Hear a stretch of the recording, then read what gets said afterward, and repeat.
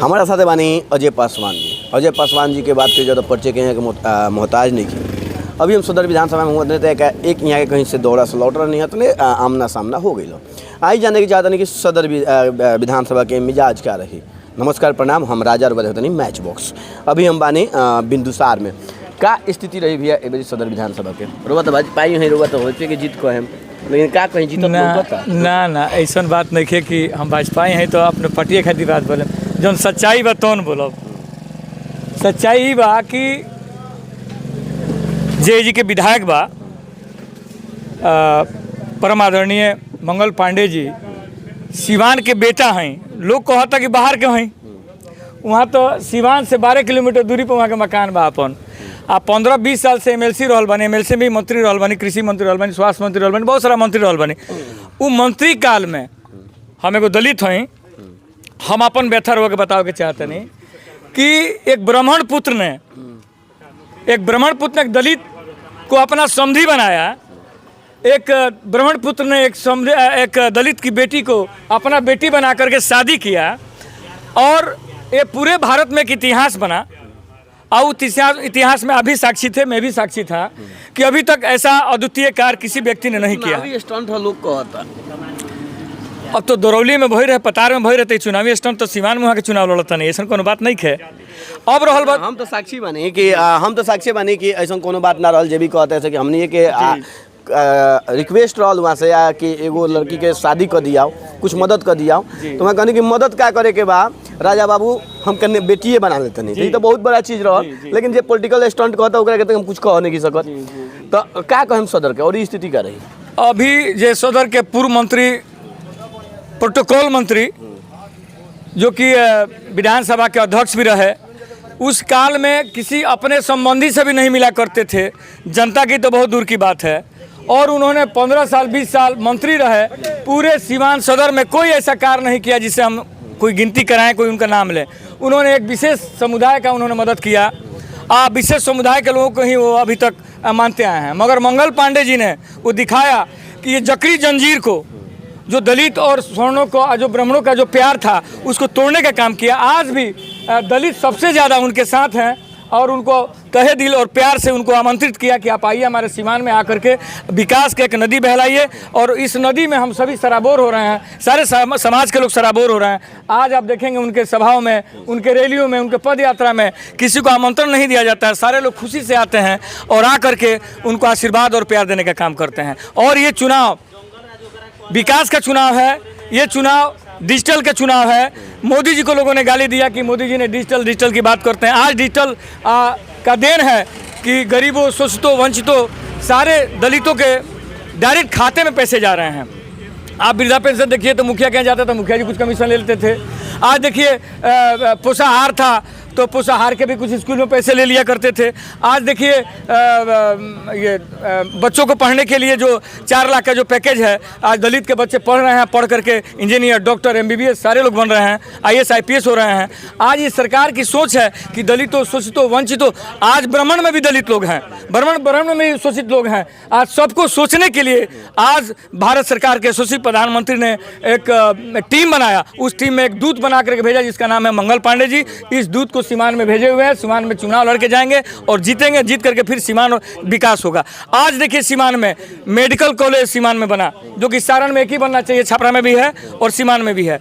आप सीमान सदर में जाइए तो आपको लगेगा कि राम लोहिया या एम्स में मैं आया हूँ। आज देखिए सूता मिल जो था, सूता मिल के कुछ यादव समुदाय के लोगों ने ही उसको अतिक्रमण कर लिया था। वहाँ जो एम्प्लॉय हुआ करते थे उस फैक्ट्री को भी बंद कर दिया और उसको अपना कब्जा बनाया। वहाँ भी इंजीनियरिंग कॉलेज बन गया, NM कॉलेज, GNM कॉलेज। मेरे पास कोई शब्द नहीं है। और ख़ास तौर पे यहाँ दलितों का सबसे बड़ा दिक्कत होता है स्वास्थ्य का।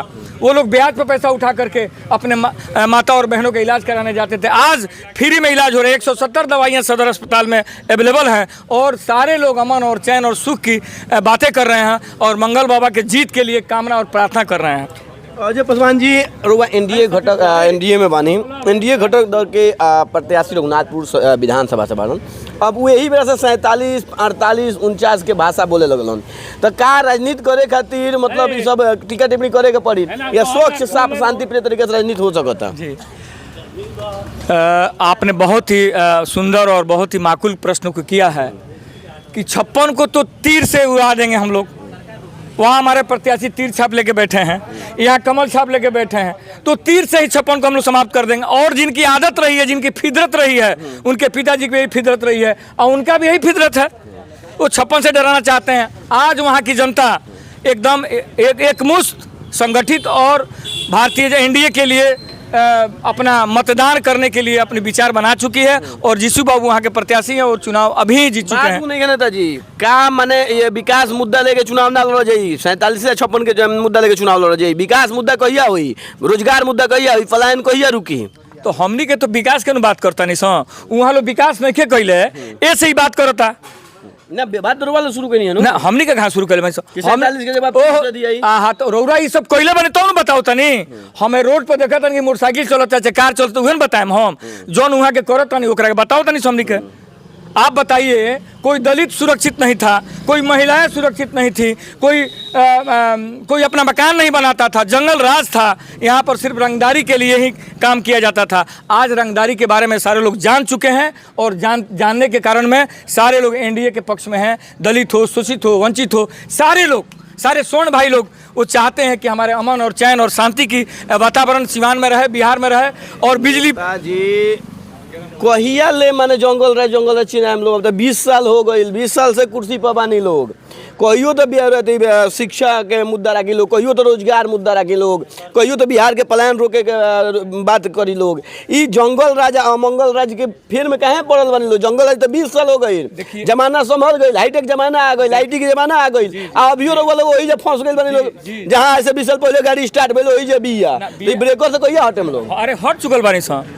अब रौरा के एगो चीज बता दे के चाहता नहीं, इतना सुंदर बात बताओ के चाहता नहीं। राम हमनी के इष्ट हैं, तो हमनी के राम के नाम भुला जाई सो। जो सीवान में भइल बा, जो बिहार में भइल, ओकर बात करता नहीं हमनी के। जंगल राज रहे आ केहू सुरक्षित ना रहे, ना रोड रहे, ना बिजली रहे, ना पानी रहे, ना शिक्षा रहे। आप रोगे बताएं, हमनी के शिक्षा के बात करता नहीं सो, वो लोग 56 के बात करता। हमनी के विकास के बात करता नहीं सो, वो लोग कांटा और बंदूक के बात करता लो। हमनी के माता बहन के सुरक्षा के बात करता नहीं सो, वो लोग धमकावे के बात करता लो। क्या बात करता नहीं, मजाक कर देना। अरे मजाक कर हम अजय पासवान बहन के कौन सम्मान निधि योजना में 2500 देवे के बात लोग करता है, वालों कहते नहीं कि लोग। अब बताई, और 2 जना रहा युवराज, पप्पू और गप्पू, तो एक जना पप्पू हवन, एक जना गप्पू हवन। अब वो सोचता रहे कि कुछ बोल के जनता के भरमा ले। अब दलित शिक्षित हो गई बा, वंचित शिक्षित हो गई बा, सारा लोग शिक्षित हो गई बा। मोदी जी के राज में सारा लोग स्वतंत्र बा। ये स्वतंत्रता में केहू के ठगाई ना चली। पक्ष के बहुत बड़ा कहल जा सकता था, ये बहुत बड़ा योजना बा कि हर घरे सरकारी नौकरी दियल जाई। तो नौकरी पर तो लोग विचार करता नो।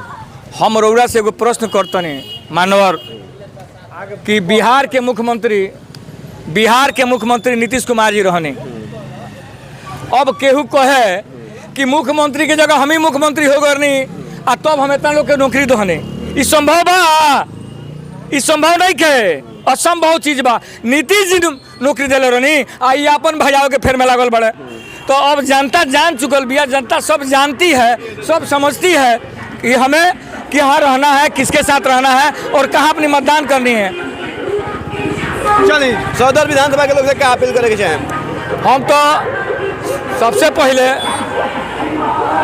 अपन दलित भाई से, बहन से, माता से, दादा से, दादी से, चाची से, मामा से, मामी से और भी सीमान के अमन चैन में रहे वाले युवा से ये अपील करें कि रोवा लोगन सुसज्जित, सुंदर, विकासशील, देश हित में सोचे वाला, सीमान हित में सोचे वाला व्यक्ति के मतदान करी लो।